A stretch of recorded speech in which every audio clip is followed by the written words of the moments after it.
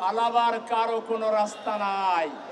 Safe exit আর SEF entry বলতে বাংলাদেশে কিছু নাই। যে ব্যক্তি বলল কালো লোকেরা জুলাই বিপ্লব করেছে, ওই কালো বিড়ালকে গ্রেফতার করো। তারা এতদিন বলেছিলেন সংস্কার ছাড়া কোনো নির্বাচন হবে না। তারা 6টা কমিশন গঠন করে সংস্কারের লক্ষ্যে রাজনৈতিক দলের সাথে মত বিনিময় করেছেন। আমরা জামাত ইসলামীর পক্ষ থেকে প্রাণ খুলে আন্তরিকতার সহিত তাদের সংস্কার প্রস্তাবে সহমত পোষণ করেছি। কোথাও কোথাও আমরা নিজেরা প্রস্তাব দিয়েছি। আমরা শুরু থেকে শেষ পর্যন্ত সংস্কারের পক্ষে কাজ করেছি। কিন্তু সংস্কার যখন একটা পর্যায়ে এসে যা কিছু ঐক্যমত হয়েছে, এখন জনদাবি হলো এই ঐক্যমতের বিষয়গুলোকে সংবিধানের অন্তর্ভুক্ত করতে হবে। এজন্য যে ব্যবস্থা নেওয়া দরকার সেই ব্যবস্থা নিতে হবে। এখন একটি রাজনৈতিক দল এবং তাদের কিছু অনুসারী আর কিছু ব্যক্তিবর্গ মিলে তারা বলছেন এটা তো সংবিধানে নাই। এত বেশি সংবিধানের দোহাই দিলে আপনারা কোন সংবিধানে আসছেন? আপনাদের বৈধতার জন্যই আপনাদেরকে প্রক্লেমেশনের মাধ্যমে অথবা গণভোটের মাধ্যমে এই সংস্কারগুলোকে আইনি ভিত্তি দিতে হবে।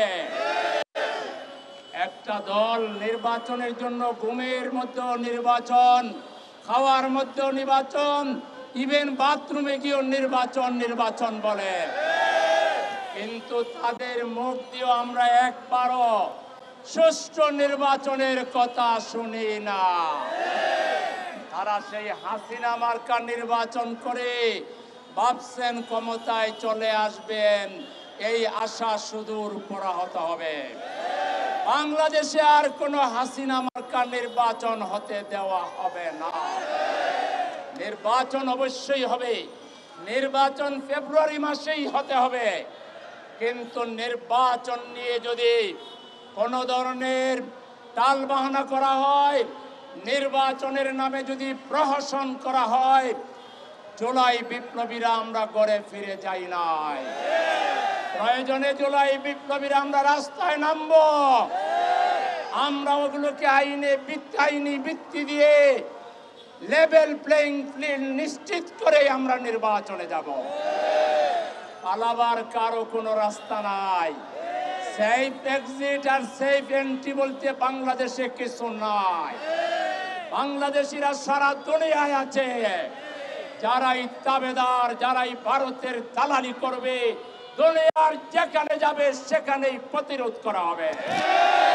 সুতরাং সেফ এক্সিট আর সেফ এন্ট্রি বলতে কিছু নাই। আপনারা জনদাবি বোঝার চেষ্টা করুন। অবিলম্বে আপনারা পিআর পদ্ধতি চালু করুন। আমাদের নির্বাচন কমিশনার সাহেব বলে যে পিআর তো সংবিধানে নাই। সংবিধানে কিভাবে নির্বাচন হবে? যে পদ্ধতিতে হয় সেটা কি সংবিধানে আছে? এটা নির্বাচন কমিশনের এখতিয়ার। আপনি আরপিও সংশোধন করেন, তারপর আপনি গেজেট নোটিফিকেশন করেন, বলেন যে পিআরের ভিত্তিতে নির্বাচন হবে। বাংলাদেশে যদি অধিকাংশ মানুষ পিআর চায়, তাহলে সেটা না করে আপনি কিভাবে নির্বাচন দেবেন? পিআরের মাধ্যমেই নির্বাচন দিতে হবে, লেভেল প্লেইং নিশ্চিত করতে হবে। আর বাংলাদেশের নির্বাচনের নামে যারা গুন্ডামি করছে এদেরকে গ্রেফতার করতে হবে।